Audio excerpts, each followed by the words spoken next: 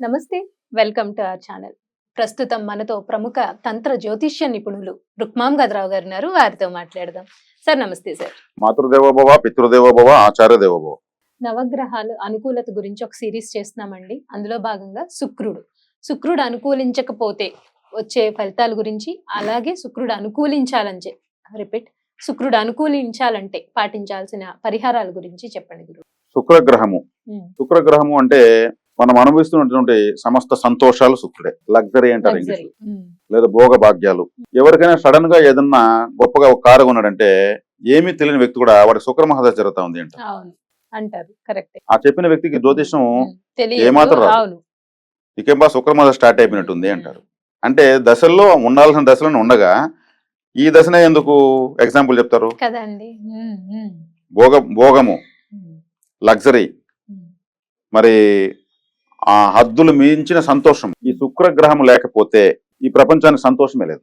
ఏంటంటే మీరు ప్రతి గ్రహం గురించి ప్రపంచం ఈ గ్రహం లేకపోతే అంటే అన్ని గ్రహాలు అలాంటి శక్తియుక్తులు కలిగి ఉంటాయి. వీళ్ళు 9 మంది మినిస్టర్స్. వీళ్ళు ఎవరి శాఖ ఎవరి అధికారులు వాళ్ళకు ఉంటాయి.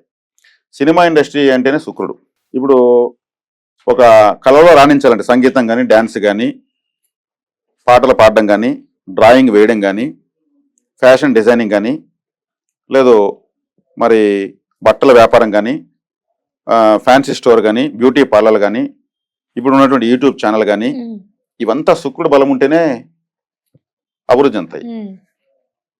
మరి ఈయన కాముకతకి కారకుడినే. ఈ కామమే లేకపోతే ఈ ప్రపంచం లేదు. ఈ కామమే లేకపోతే సృష్టి లేదు. ఎవరు పుట్టేదానికి ఆస్కారమే లేదు. కాబట్టి కాముకత్వానికి అధిపతినా. కాబట్టి సినిమాలో హీరోయిన్ లేకుండా సినిమా హిట్ అవుతుందా?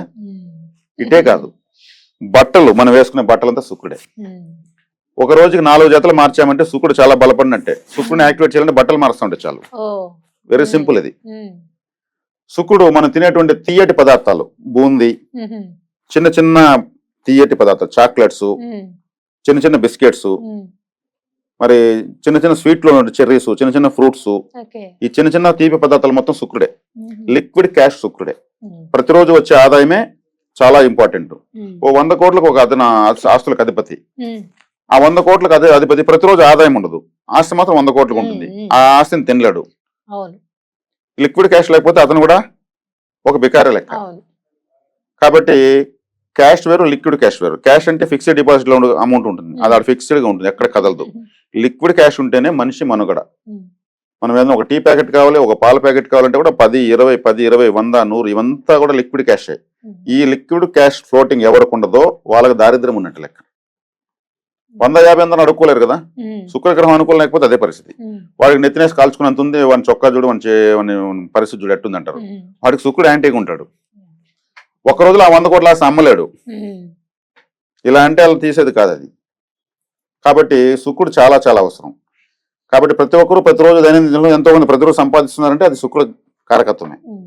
మరి ఈ సుగంధ ద్రవ్యాలకు, సువాసన వచ్చే అగరబత్తులు, ఈ మనం కొట్టే సెంట్లు, తర్వాత సువాసన కలిగిన పుష్పాలు, అలంకారప్రాయమైనటువంటివి, ఇంటీరియర్ డెకరేషను, ఇవంతా లేకపోతే ప్రపంచం ఎలా ఉంటుంది?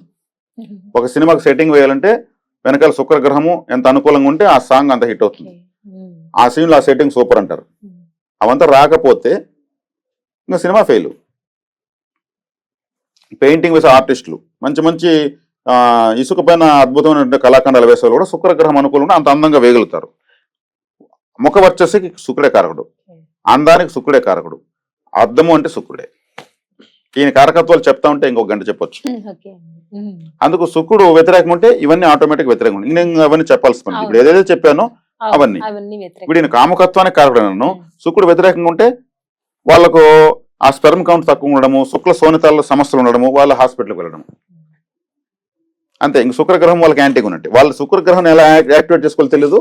అక్కడ 10 లక్షలు ఖర్చు పెడతారు, అప్పు చేసి ఖర్చు పెడతారు. అదే శుక్రగ్రహం యాక్టివేట్ చేసుకోవడం నేను చెప్పాను కదా. చక్కగా ఒక అద్దాన్ని, శుక్రుడు అంటే అద్దము, అద్దాన్ని శివాలయానికి కానుకగా ఇస్తే చాలు. శుక్రగ్రహాన్ని ఇచ్చినట్టే. 2x3, 2x4 ఒక అద్దం అటు పెడితే గంధము, విభూది, కుంకుమ అన్ని పెట్టుకుంటారు. అటు పరిహారం అవుతూనే ఉంటుంది. శివాలయానికి ఎందుకు ఇవ్వాలి? భార్య పిల్లలతో ఒళ్ళో కూర్చోబెట్టుకుని ఫ్యామిలీ ఫోటో ఉండే శివుడు మాత్రమే. మనకు కుటుంబం కావాలి కదా. మన కుటుంబం వాళ్ళు ఉన్నట్టే మనం ఉండాలి కదా. అందమైన అద్దాన్ని ఒకటి మనం శివాలయానికి ఇచ్చామంటే శుక్రగ్రహాన్ని మనం కానుకగా ఇచ్చినట్టు. శుక్రుడు అంటే వస్త్రం అన్నాను కదా, శివుడికి, పార్వతీదేవికి, లక్ష్మి మన విఘ్నేశ్వరుడికి, సుబ్రహ్మణ్యేశ్వర స్వామికి, నందీశ్వరుడికి అందరికి బట్టలు సమర్పించాలి. చక్కగా అందరికి బట్టలు సమర్పించామనుకోండి శుక్రగ్రహాన్ని ఇచ్చినట్టే. అంటే దేవతలకే బట్టలు పెట్టేంత శక్తి మనకుందా? లేదు. కానీ మనం గిఫ్ట్ గా ఇచ్చాము.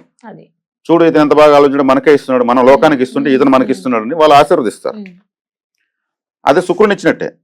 అదే నేను తీయటి పదార్థాలు శుక్రుడు అని చెప్పాను కదా, చక్కగా బూందీ గానీ ఏదైనా చిన్న చిన్న తీపి పదార్థాలు ఎక్కువగా తీసుకెళ్లి నైవేద్యం పెట్టి భక్తులకు పనిచేస్తే, తరచూ ఇది చేస్తా ఉంటే శివానుగ్రహం కలుగుతుంది, దైవబలం ఎంటర్ అవుతుంది, శుక్రగ్రహం యాక్టివేట్ అయిపోతుంది.